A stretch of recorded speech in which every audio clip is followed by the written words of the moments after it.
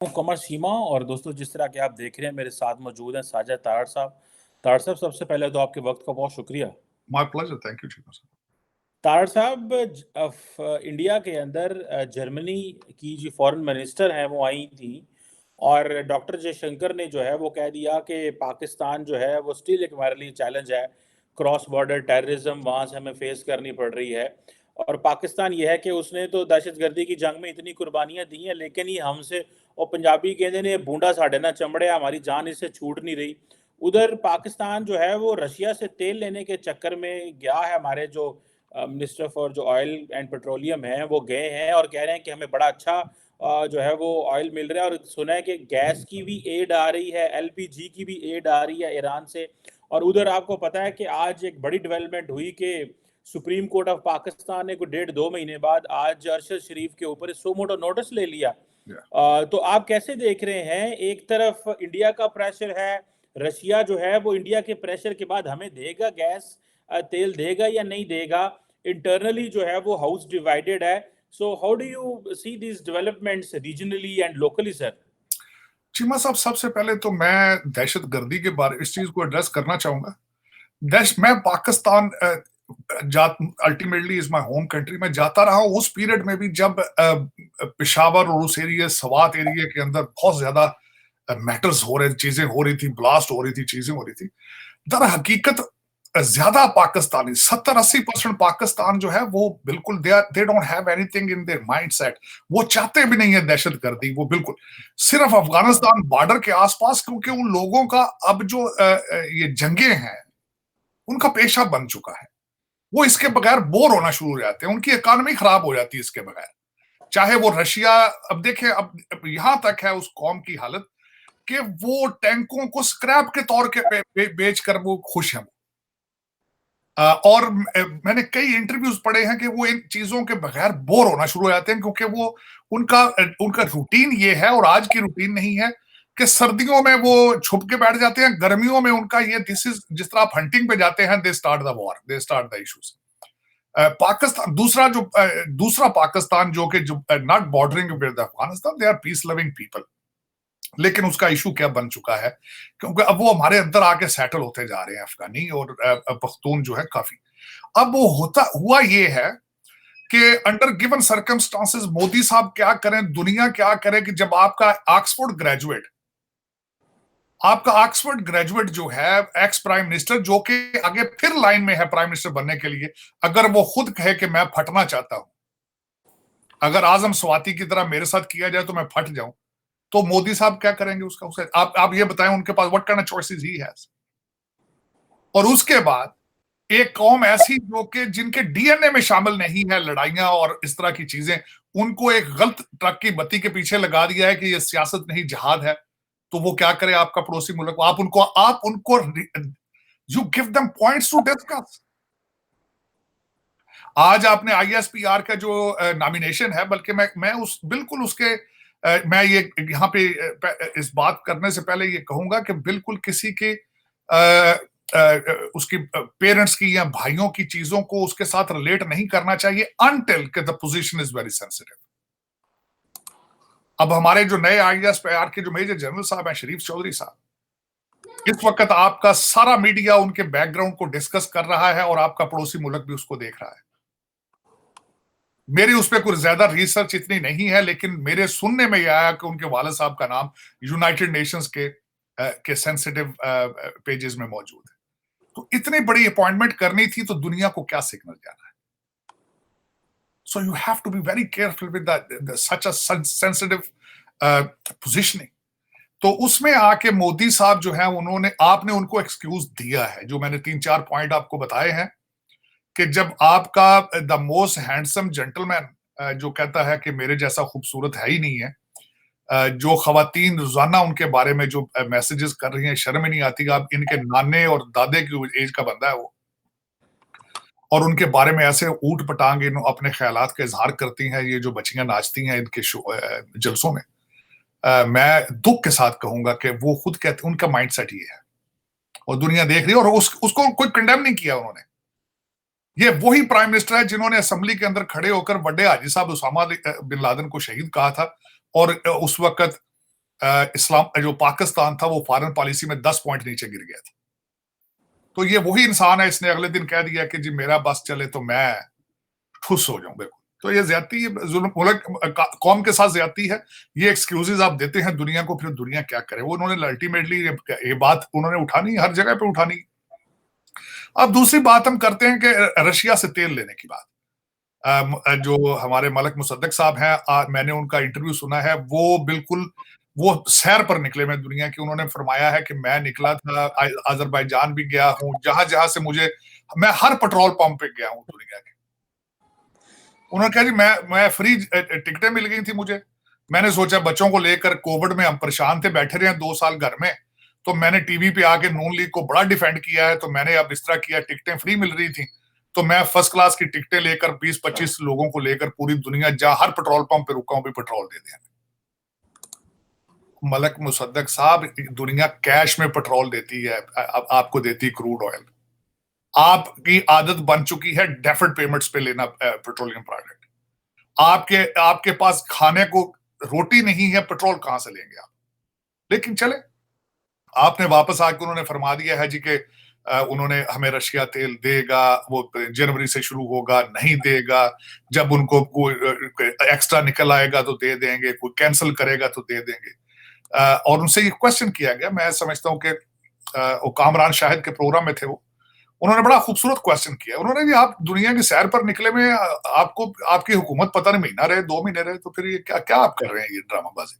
उन्होंने कहा नहीं जी मैं कौम के लिए निकला हूं, जो भी मर्जी आए। कहते जी हम तो, कहते मैं कौम के लिए, कौम की खिदमत कर रहा हूं, बस फर्स्ट क्लास के टिकट लेके 25 लोगों को साथ लिया है और मैं दुनिया के हर पेट्रोल पंप पर ब्रेकें लगा रहा हूं।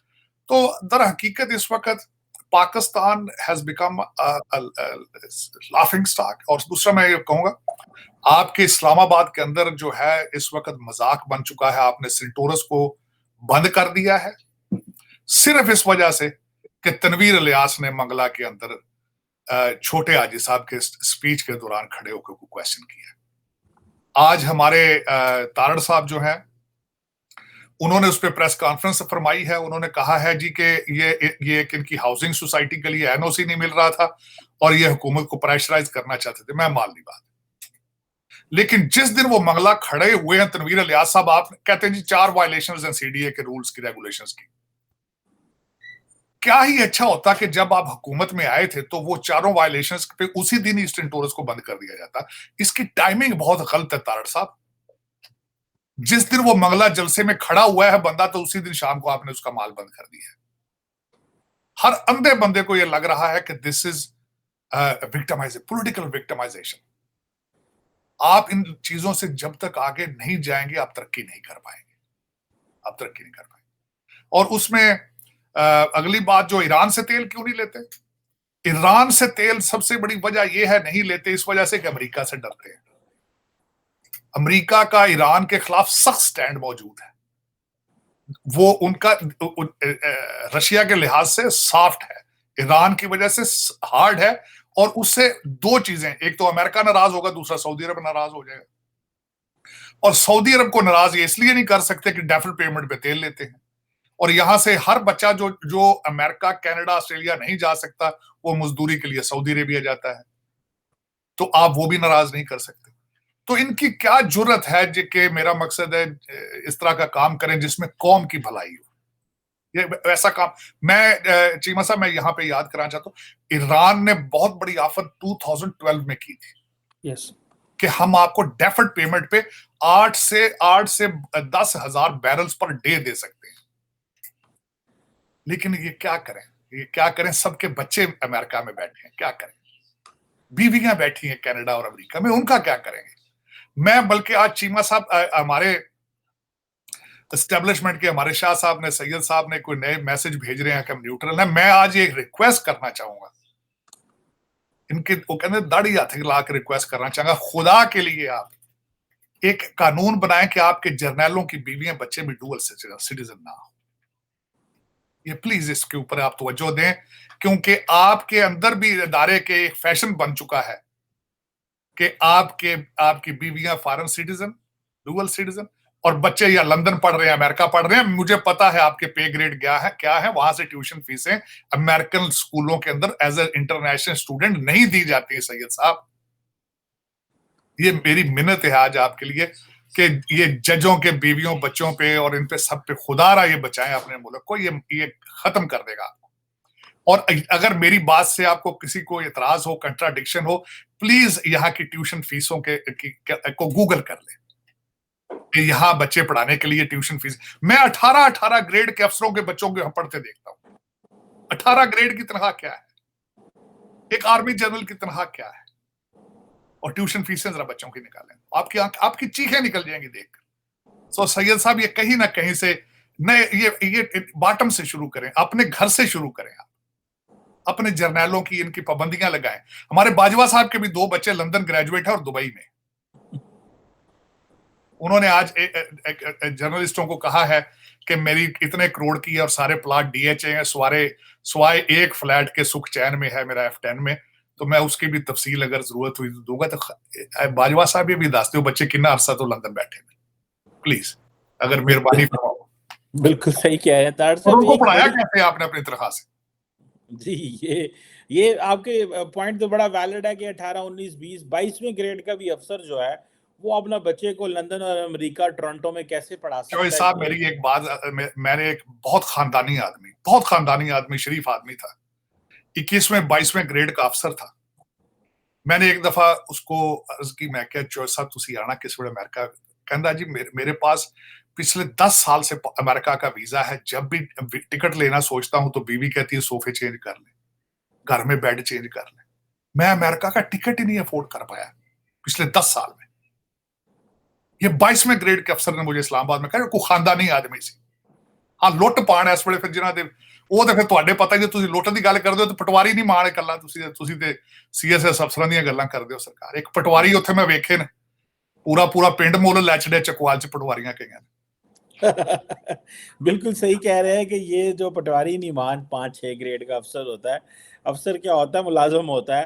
तार साहब आप देखें हालात ये बन गए हैं कि एक तो वो सुना ही है कि IMF छुट्टियों पे चला गया है। जाहिर बात है अमेरिका में छुट्टियां हैं, वो सांता क्लास का अब जो है वो जिसे कहते हैं ना ज़माना आ गया है, वो ही मुल्क जो चला रहा है। क्योंकि IMF अमेरिका में तो छुट्टियां होने वाली हैं और हमारा वो जो रिव्यू है, 9th रिव्यू है, वो कहते हैं कि एडवांस स्टेज पे है, पहुंचा किधरे नहीं, एडवांस स्टेज पे है। पाकिस्तान को पैसे मिले नहीं और मज़े की बात यह है कि इस वक्त इस्लामाबाद के अंदर फाइनेंस मिनिस्ट्री ने एक रिबट्टल और क्लैरिफिकेशन जारी किया है कि मुल्क के अंदर इकोनॉमिक एमरजेंसी नहीं लगाई जा रही, बल्कि उन्होंने कहा जनाब असल जो प्रॉब्लम है ये क्योंकि सर्कुलेट कर रहे हैं, सोशल मीडिया का ज़माना है, अब हुकूमतें जो हैं वो टीवी, अवाम जो है वो टीवी और अखबार पे तो देखती नहीं है, सोशल मीडिया पे क्या चल रहा है। उन्होंने कहा जी बेसिकली ये वो कि देखें ग्लोबल रिसेशन है, अमेरिका का जो फेडरल रिजर्व है उसके पॉलिसी रेट में इजाफा हो गया है, फ्लड्स आए हैं, ट्रेड के मामलात हैं, ये रशिया की वॉर है, ये इस तरह की चीज़ें हैं। इस तरह की सिचुएशन डिस्कस होना, रोज़ाना ये बात होनी, इकोनॉमिक रिसेशन आ रहा है, हुकूमत इमरजेंसी नहीं लगा रही, IMF जो है वो छुट्टियों पे जा रहा है और हमारा जो उधर से तड़ियाँ लगाते हैं जो इसहाक डार साहब हैं, आप क्या समझते हैं ये जो कॉन्टीन्यूसली इकोनॉमिक सिचुएशन का इस तरह होना, इमरान खान साहब का ऐलान कर देना कि हम 20-22 दिसंबर को जो पंजाब असम्बली और खैबर पख्तूनख्वा असम्बली जो है वो तोड़ देंगे, हम तो एक और जो है वो साइकिल में घुस जाएंगे, वहां से तो हमें तो तालिबान ही नहीं छोड़ रहे, कभी वो उधर से ठूस ठास चला देते हैं। तो ये आप ये जो इकोनॉमिक क्राइसिस का पीक पे जाना और कहना कि डिफॉल्ट हो रहा है और इकोनॉमिक मिनिस्ट्री का रिबटल जारी करना, IMF का पैसा ना आना और इमरान खान का धावा बोलना असम्बलियों की शक्ल में, तो आप इसको कैसे देखेंगे, ये किधर लेके जा रहा है? चीमा साहब IMF का 9th रिव्यू जो है, डार साहब ने खुद अभी कुछ दिन पहले फरमाया था कि वो आपसे 800 अरब के टैक्सेस नए मांग रहे हैं। दूसरा वो 3-4 चीजें वो आपसे पहले ही दे आर इन्वेस्टिगेटिंग। एक तो उन्होंने कहा 800 अरब के नए टैक्सेस लगाए, उसके बाद उन्होंने कहा जो आपने ये फार्मर्स को जो पैकेज दिया है वो क्यों दिया है, और उसके बाद उन्होंने आपसे रसीदें मांग ली हैं जो पैसा आपके लिए फ्लड का आया है। आपके पास इन तीनों चीजों का जवाब नहीं है। तीसरा ये है कि पैसों की जरूरत आपको है, आईएमएफ को नहीं। आपने कहा है उन्हें कि हमारे बच्चों ने शॉपिंग करने लंदन जाना है, मियां साहब को भी जरूरत है डॉलरों की इस वक्त लंदन के अंदर। मरियम नवाज है, वो बड़े अरसे बाद लंदन गई हैं, उन्होंने नए कपड़े जैकेटें लेनी थी। तो आपने तो मिन्नतें की है आईएमएफ की, लेकिन देखिए ना, आपको जरूरत है, आईएमएफ को जरूरत तो नहीं। इमरजेंसी आपको है, उनको तो नहीं। और दूसरा मैं तो ये कहता हूँ, दुआ करें आईएमएफ आए ही ना पाकिस्तान अब, क्योंकि उसकी वजह जो भी आईएमएफ देती कौन सा कहीं जाता है, वो लंदन आ जाता है वापस। कभी आपने देखा है? मैं ये बल्कि इस आईएमएफ को छोड़े, मैं ये कहता हूं कि मर्द मोमन कभी ये कोशिश करे कि पाकिस्तान के कर्जे किन हुकूमतों ने लिए हैं और वो गए कहां हैं, लगे कहां हैं। लेकिन वो पता नहीं, मर्द मोमन पाकिस्तान में कहतुर रजाल है, पता नहीं वो कहां से आएगा, वो कब आएगा, वो ऐसा इंसान जो आके ये सारे रजिस्टर खोले कि ये इतना पैसा आया गया किधर है। एक ईंट नहीं इन्होंने लगाई किसी ने, वो किधर गए हैं पैसे। मेरी समझ से बाहर है ये चीजें सारी। चीमा साहब, अगर हकीकतन देखा जाए तो आपके अंदर आपकी चंद लोग आपके रूलिंग एलीट के परेशान है, पैसे नहीं आ रहे क्योंकि उन्हें जरूरत है पैसों की। वरना आपने देखा किसी को कोई फिक्र लाहक की नहीं है, कोई फिक्र लाहक नहीं है। खान साहब के पीटीआई ने खुला के कुछ 70 जलसे किए हैं, हर जलसे पे 10-10, 15-15 करोड़ रुपया लगाया। कोई है परेशानी उनके माथे पे बालो? इस वक्त देखें शहबाज शरीफ साहब, जिस वक्त दिल होता है जहाज लेके चढ़ जाते हैं, वो वापसी पे लंच करने लंदन रुक जाते हैं। वो कोई है उनको फिक्र परेशानी नहीं। बाजवा साहब अपना क्रिकेट मैच देख रहे हैं, पिकनिक पे आए मेरा मतलब, कोई किसी को फिक्र परेशानी नहीं। इंग्लैंड का मैच हो रहा है, जो कंट्री बैंकरप्सी के सर पे हो, वहां पे क्रिकेट के मैच होते हैं। 4 करोड़ बंदा खान नू रोटी नहीं, तुसी क्रिकेट सीरीज कर रहे हो। मेरा चीमा साहब, असल में हकीकत ये है। और मुझे तरह से एक छोटी सी बात काटने लगूं आपको, मुझे तकलीफ ये होती है कि बाहरों कोई भैड़ा जा बंदा भी आ जाए, सीधा हमारे वजीर आजम हाउस में आ जाता। भाई इंग्लैंड की क्रिकेट टीम आई है, वजीर आजम इशाइया दे रहा है, आर्मी चीफ मिल रहा है। ओ भाई, ये क्या मतलब, ऐसी भी क्या बात हो गई? वेले बैठे काम ही को नहीं, काम ही को गोरा टुर जाए, गोरा होना चाहिए शक्ल, भावें किसी का इथों चपड़ासी होवे ओनू फ्रंट ते पा लेंदे। चीमा साहब, मैं हैरान होता हूं, सदर अलवी साहब जो कि एक सेरेमोनियल पोजीशन है, वो चपड़ासी नहीं अपना फायर कर सकता, ना हायर कर सकता। जिस टाइम दिल होंगे जहाज लैके कभी लाहौर भज जाता, कभी कराची टुर जाता। किस तरीके से वसाइल का बेदरेग जो है उसको किया जाता है। ये बैंकरप्ट होने वाले कंट्रीज इस तरह कर रहे होते हैं। और आपके हालात ये हैं कि एलसीए नहीं खुलती, कोई परेशानी नहीं। आपके एम्बेसियों को तनख्वाही नहीं देने के लिए कोई परेशानी नहीं, कोई फिक्र नहीं किसी को।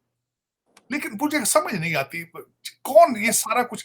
सैयद साहब ने तो आके कह दिया है कि मैं हम न्यूट्रल हैं, वो ये भी एक सियासी बयान है। उसकी वजह ये पॉसिबल नहीं है कि फौज का सियासत के बगैर गुजारा हो। मैं अगले दिन बड़े तफसील के साथ बाजवा साहब को मैंने स्टडी किया है, मैं बड़े ये कॉन्फिडेंस के साथ कह सकता हूं, बाजवा साहब ने फौज को लीड नहीं किया अपने पीरियड में, सिर्फ सियासत में रहे, सिर्फ सियासत में रहे। कोई उनका फौज के साथ रिलेशनशिप नहीं था। मुझे तो, मैं कहता हूं, सिर्फ यूनिफॉर्म उतार देते तो मुझे तो वो वजीर ही लगते थे या एमएनए ही लगते थे। और दूसरी सबसे बड़ी बात, बार बार मुझे खैर पहले भी पता था, कल परसों जिस पे इन्होंने नवा सिरों चिथना शुरू किया तो कुछ और चीजें सामने, इमरान खान साहब उनको बास बास करके बुलाते थे। और वो किस प्यार के तरीके के साथ, मेरा मसला सुबह शाम कालें सियासतदानों के साथ, वो टोटल उनका रिएक्शन, जो उनकी एंगेजमेंट थी, सिर्फ सियासत के अंदर थी। उनका अगर शेड्यूल आप स्टडी करें, जिस तरीके से वो सियासत को मैनिपुलेट करते रहे 6 साल, वो किस तरह देखते होंगे तोपा चल रही हैं कि नहीं चल रही हैं, टैंक जड़े ने वो चल सकते हैं कि नहीं चल सकते, फौजी हैंड भी के नहीं ने। जिस तरीके से वो इस सियासत को चलाते रहे हैं, जिस तरीके से उन्होंने 5 वजीर आजम हटाए ने 6 साल, आप कैलकुलेट करके देखें तो उनके पास तो टाइम ही नहीं था फौज पे तवज्जो देने के लिए। लेकिन इसको पूछे, कोई है बंदा पूछे उनसे यार, दे आर गॉड्स। ये तो खुदा ने, ये तो मेरा मसला है, रोमन जिस तरह होते सर, सीजर्स ने, वो सीजर को भी कहा जाता था सन ऑफ गॉड। इनको किसने पूछना खुदा के अलावा, अगर देखा जाए तो।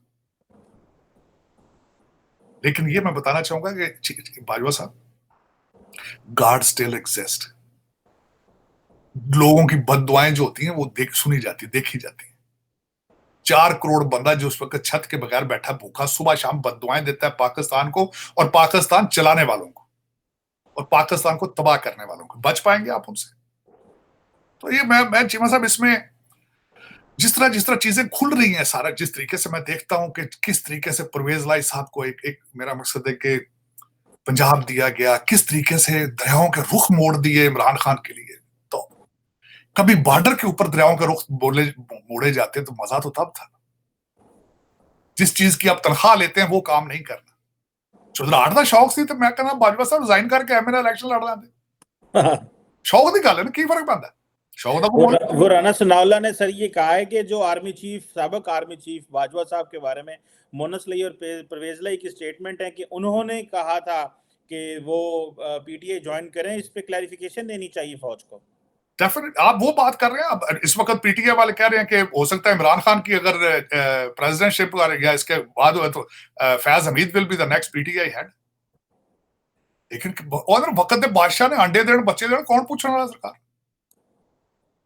लेकिन एक बात है, मैं तो अगर कोई मर्दे मोमन होता तो मिलिट्री ट्रायल होते, इसके केसेस होते कि how dare you have burn the entire country including the establishment including army.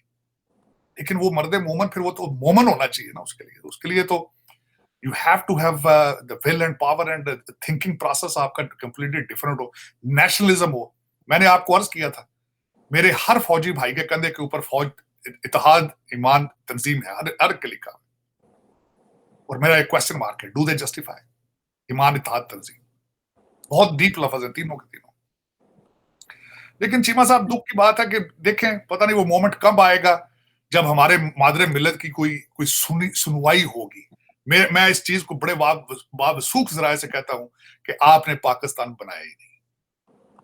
आपको आदत है फाइलों में चीजें बनाने की।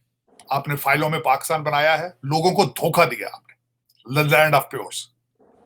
आपने उसकी बुनियाद ही नहीं रखी। आपने 1947 में लोगों को बुला के धोखा दिया। पहले तो आप उनकी बददुआओं से नहीं बच पा रहे। आप जिस तरीके से लोग एक खून की कुर्बानियां दे देकर पाकिस्तान में आए थे, आपने उनको धोखा दिया। आज तक आप उनको मुहाजिर कहते हैं, उनसे रिश्तेदारियां नहीं करते। आप उनको you treat them like a second class citizens, जिसमें हमारे शाह साहब खुद जलंधर से आए हैं। काश ये उनका दर्द समझते, काश यही पाकिस्तान की बुनियाद रख दे। पॉसिबल है, you have to start it from somewhere. सफर शुरू होना होता है कहीं ना कहीं, लेकिन 75 साल में आपने नहीं किया। I hope we do in the coming days. Doctor साहब वो जो शहबाज गिल हैं उनको जो है उनके ऊपर भी एफआईआर दर्ज हो गई है कराची और बलूचिस्तान में। आप क्या ये जो बातें हो रही हैं कि एक तरफ एस्टैब्लिशमेंट न्यूट्रल हो रही है, लेकिन दूसरी तरफ कुछ हलकों का कहना ये है कि एस्टैब्लिशमेंट जो है वो न्यूट्रल नहीं हो सकती, क्योंकि अगर न्यूट्रल हो गए तो पीटीआई और बाकी लोग जो जिस तरह फौज को और आर्मी चीफ और जो डीजीआईएसआई और इन लोगों को तनकीद करते हैं उनको तो खुला फिर वो मिल जाएगा। सो लिहाजा ये पर्चे होते रहेंगे, ये चीज़ें वो जो अगर फौज को टारगेट करेंगे तो होता रहेगा। तो आप इसको कैसे देखते हैं, ये सवाती और शहबाज गिल के ऊपर जो एफआईआर हो गई हैं? देखें चीमा साहब, ये पाकिस्तान के अंदर देखें it's a land of unpredictable. कुछ भी हो सकता है, किसी वक्त भी हो सकता है। लेकिन ये बात बिल्कुल ही नहीं मानी जा सकती कि एस्टेब्लिशमेंट न्यूट्रल हो गई। ये इस चीज को जो लोग ये कहते हैं, ये कॉन्सेप्ट सीड किया गया है। इसके ऊपर मुसलसल 10 साल काम करें तब ये लोग मानेंगे, वरना ये पॉसिबल नहीं है। क्योंकि हजूर ये जुडिशरी के जज मैनेज ये करते रहे, हर चीज को तो मैनेज ये करते रहे। बाजवा साहब के पिछले 6 साल का शेड्यूल कौम के सामने रखें और फिर आप बताएंगे ये न्यूट्रल हो सकते हैं कि नहीं हो सकते। That itself will define everything. हाजी साहब सुबह से लेकर शाम तक, मेरा मकसद है कि सियासतदानों के साथ फोन पे बात करते थे। अब तो कुछ लोगों ने बताया कि वो कई जगह तो बहसीते आर्मी चीफ प्रेशराइज करते, कई जगह पर्सनल रिलेशनशिप अपने। और मुझे पता चला मिफ्ता इस्माइल की किसी बच्ची की शादी में भी जा रहे हैं और he was one of his close friend. Farogh Naseem के बहुत अच्छे दोस्त थे पर्सनल। और देखें हम यहाँ पे अमेरिका में बैठते हैं, political worker myself, it hurts to see it कि 75 साल इन लोगों ने पाकिस्तान के साथ किया है। इन स्टार्टिंग शुरू से 1947 से। सिकंदर मिर्जा कौन थे? He was army man. उस ब्यूरोक्रेट के आर्मी मैन आते थे। अयूब खान तो खुला के आ गए थे सामने यूनिफॉर्म के अंदर ही सारा कुछ। और उसी दिन से पाकिस्तान की तबाही शुरू है और आज तक रुक ही नहीं रही। ब्लीडिंग ही नहीं रुक रही। ब्लीडिंग रोकेंगे तो आपकी सेहत ठीक होगी, ब्लीडिंग ही नहीं रुक रही आपकी। किसी इंसान के पास जो इस वक्त पावर में इस्लामाबाद में बैठा है, कोई रोड मैप नहीं है कि पाकिस्तान की इकॉनमी ठीक किस तरह करनी। जब तक इकॉनमी ठीक नहीं होगी तो दूसरी चीजें किस तरह ठीक होगी। और ठीक क्यों नहीं करने का रोड मैप? क्योंकि इंटरेस्ट ही मौजूद नहीं है। बच्चे सारे लंदन है, बीवियां सारी डबल सिटीजन है, फॉरेन सिटीजन। क्या जरूरत है? अगर आपके रूलिंग एलीट की आमदन डॉलरों और पाउंडों में होगी तो क्या जरूरत है ये जो 24 करोड़। कल वो अनवर मकसूद साहब ने बड़ी अच्छी तकरीर की। उन्होंने कहा पाकिस्तान में 60% लोग गरीब हैं, बाकी 40% फौजी हैं। अनवर मकसूद साहब की कल तकरीर बड़ी अच्छी थी, सुनने वाली थी। तार साहब, अब ये बता दें आखिर में जाते जाते कि जितनी इक्तिसादियात खराब हैं, ये अगर कहा जा रहा है कि अगर हमने सियासत को इक्तिसादियात से अलहदा ना किया तो मुल्क तो जो डूब रहा है ये मुकम्मल ही डूब जाएगा। ये सियासत बंद करनी पड़ेगी और इक्तिसादियात को प्योरली अलहदा, इसके जो फैसले हैं इकॉनमी के, वो अलहदा करने पड़ेंगे ताकि मुल्क एटलीस्ट किसी डायरेक्शन में चल पड़े। चीमा साहब, मैंने बड़ी इस चीज पे स्टडी की है कि भारत हमसे 100 साल आगे किस तरह चला गया। उन्होंने 1947 में इंपोर्ट्स पे पाबंदी लगा दी। टूटी फूटी गाड़ियां खुद बनाते थे, एम्बेसडर गाड़ियां भी खुद बनती थी। हम लोग पाकिस्तानी बैठ के उनकी मूवीज में उनकी गाड़ियां देख देख के मजाक उड़ाते थे। वहां पे पेप्सी कोला नहीं था, वहां कोक नहीं था। तो देखें आप, आज से 25-30 साल पहले। और उनकी तरक्की का सीक्रेट यही है। आपको इंपोर्टेड चॉकलेट, इंपोर्टेड आइसक्रीम है, कुत्तों की फूड इंपोर्टेड, सारी चीजें, इंपोर्टेड खवातीन के बैग, आप इनके बगैर 3 महीने नहीं गुजार सके। आपने पाबंदी लगाई थी 300-400 आइटम्स पे। मैंने वो लिस्ट पढ़ी थी जो आपने, उन्होंने उनको 2-2.5 महीने बाद उसको बैन को उठाया था। शर्मिंदगी थी। और आपने इस इंपोर्टेड चीज के शौक में, हुकूमत भी, लोग, सियासतदान भी इंपोर्टेड, आपकी एस्टेब्लिशमेंट, बच्चे सीएसएस इसीलिए करते हैं अब कि बीवी बच्चे बाहर किस तरह जाएंगे। और ये फैशन है आपका। मुझे किसी ने बताया था कि इस वक्त 800 पुलिस अफसरान हैं जो सीएसएस अफसरान हैं, 800 ऐसा है जिनके बीवी बच्चे डुअल सिटीजन। जब मुल्क के अंदर आप कंपैरेटिव इम्तिहान देते हैं सिर्फ रिश्वत और ये कमाई करने के लिए, तो फिर आप देख लें वो आपके मुल्क के हालात। आपके अंदर, मैं कई दफा कह चुका हूं चीमा साहब, आपके मुल्क के अंदर शरीफ आदमी को लड़की का रिश्ता को नहीं देता। एक लेक्चरर और एएसपी का कंपैरिजन, जिस गैप इतना बड़ा हो चुका हो जिस सोसाइटी में, वो सोसाइटी तरक्की कर सकती है?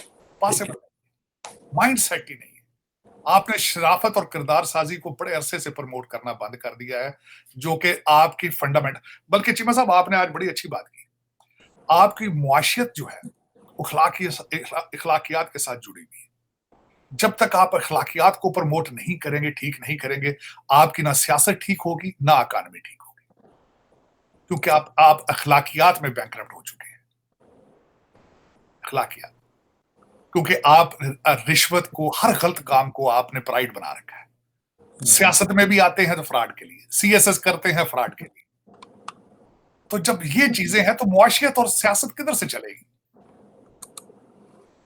5-6 करोड़ का इलेक्शन लड़के आके 25-30 करोड़ बनाना हो। मुझे अगले दिन किसी ने बताई बात से, बहुत बड़ा स्कैंडल था ये, कि मोटरवे के ऊपर मोटरवे नहीं बनाई गई है, उसके दरम्यान में जो डिवाइडर लगाने हैं, उसके ठेकों पे करोड़ों का, उसके ठेके पे करोड़ों के जो है 2 साल से इसलिए नहीं हुए क्योंकि अफसर आपस में लड़ रहे हैं कमीशन पर। और आपका इस्लामाबाद एयरपोर्ट देख लें, उसके अभी नया बना है, उसका हर चीज लीक हो रही है, टूट रही है उसकी। मुझे अभी तक याद है परवेज मुशर्रफ दौर में कराची में एक पुल का इफ्तिताह करके इस्लामाबाद पहुंचे थे मौसूफ, तो पीछे से पुल गिर गया था।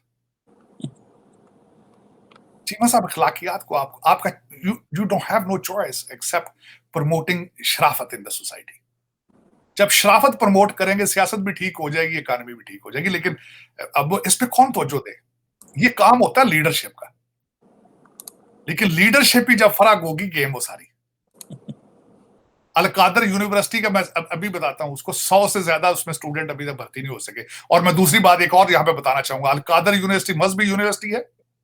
मलक रियाज उसके अब सारा खर्चा उठाते हैं, लेकिन मैं हैरान हूं कि उस अलकादर यूनिवर्सिटी के बेस पे करोड़ों रुपए की अभी भी इमदाद ली जा रही है, बल्कि स्टूडेंट से ट्यूशन फीस भी ली जा रही है। ये अमीरुल मोमिनीन और अमल बिन मारूफ वाले की हालत अगर ये है, तो फिर दूसरी कौम का अंदाजा लगा रहे हैं। और 1 मिनट लगता है फराह गोगी को रिक्वेस्ट करें, यार पाकिस्तान आ जाओ, मुझ पे बहुत प्रेशर है, तुम्हारी वजह से आके लोगों के सामने पेश हो, बताओ, प्रेस कॉन्फ्रेंस करवाओ, सारा रिकॉर्ड सामने रखो। 1 मिनट लगता है। आप साफ हैं तो आप सामने आए। घड़ी बेची है, किस तरह बेची है, वो उसकी रसीदें हाथ से लिखी वो नहीं चलेंगी। कौम को फेस करें आप, क्योंकि आपने धोखा दिया, आपने इस्लाम बेचा है। लेकिन काश को पूछने वाला होता स्वाय खुदा के, लेकिन खुदा जरूर पूछेगा। बिल्कुल सही कह रहे हैं, पूछने वाला कोई नहीं, अकाउंटेबिलिटी करने वाला नहीं है। और आवाम को सिर्फ ये बता दिया गया है कि बिरयानी की प्लेट होगी, मैक्सिमम एक मोटरसाइकिल होगा, कोई सिलाई मशीन होगी। आपके लिए यही जमहूरियत और वोट जो है वो, अब क्योंकि पाकिस्तान में तारड़ साहब सबसे बड़ा जो नोट है वो 5000 का है, तो हम गाँव में जाते हैं तो लोगों से बात करते हैं, कभी सियासतदानों से इधर उधर, तो वो हमें बताते हैं कि आजकल 5000 का नोट दो तो वोट मिल जाता है 5 साल के लिए। तो अगर जमहूरियत 5000 का नोट है और गरीब आदमी के लिए सिलाई मशीन है और मोटरसाइकिल है, ये जो नए नौदौलती है तारड़ साहब आए हैं जिन्होंने रियल स्टेट से पाकिस्तान में पैसा कमाया, अब उन्होंने जरा महंगा इलेक्शन कर दिया और मोटर बाइक जो है वो देते हैं लोगों को, और that's how the elections and democracy जो है पाकिस्तान में चलती है। अगर अकाउंटेबिलिटी हो, इन लोगों ने अब क्या अकाउंटेबिलिटी करना है, जो वो जो जो इलेक्शन से पहले ही सारा सौदा कर लेते हैं। अल्लाह पाकिस्तान का हामी नासिर हो और चीमा चीजें साहब, बेहतर। I'm sorry, एक बात है, जी जी आपने सौदाबाजी करके बता के मुझे, मैं ये बताना चाहूंगा कि लोगों से, इन्होंने आजाद कश्मीर के अंदर उसकी प्राइम मिनिस्टरशिप की सौदेबाजी, उस पे बिडिंग हुई थी, तनवीर यस, अलियास साहब बिडिंग करके इस्लामाबाद ऐसा आजाद ही कश्मीर के सदर बने थे। है। वो कोई पार्टी के मेंबर नहीं थे, वो सिर्फ उन्होंने इमरान खान को पैसे अच्छे लगाए थे और उनको पता था बड़ी एटीएम है, अरबों रुपए के मालिक हैं, और उन्होंने, इमरान खान ने तो और कुछ तोहफे बनी गाला भेजे थे उन्होंने, कुछ तोहफे बनी गाला भी भेजे थे, और वो अपना इलेक्शन भी नहीं जीत सके थे, और अपने सुना बीडी इलेक्शन में अपने काउंसिल के इलेक्शन फिर हार चुके हैं। लेकिन ये है, एन के साथ वो न्याजी बनाया था, और फिर उसी को अपने कोई उसको उस पे करप्शन के चार्जेस लगा के बिड अच्छी आ गई तो दे दी। ये सियासत है, ये है जमहूरियत, इस्लामी जमहूरियत है, सिर्फ जमहूरियत नहीं है, अमर बिन मारूफ है। थैंक यू वेरी मच तार साहब, it was interesting talking to you sir, बहुत शुक्रिया सर, बड़ी मेहरबानी।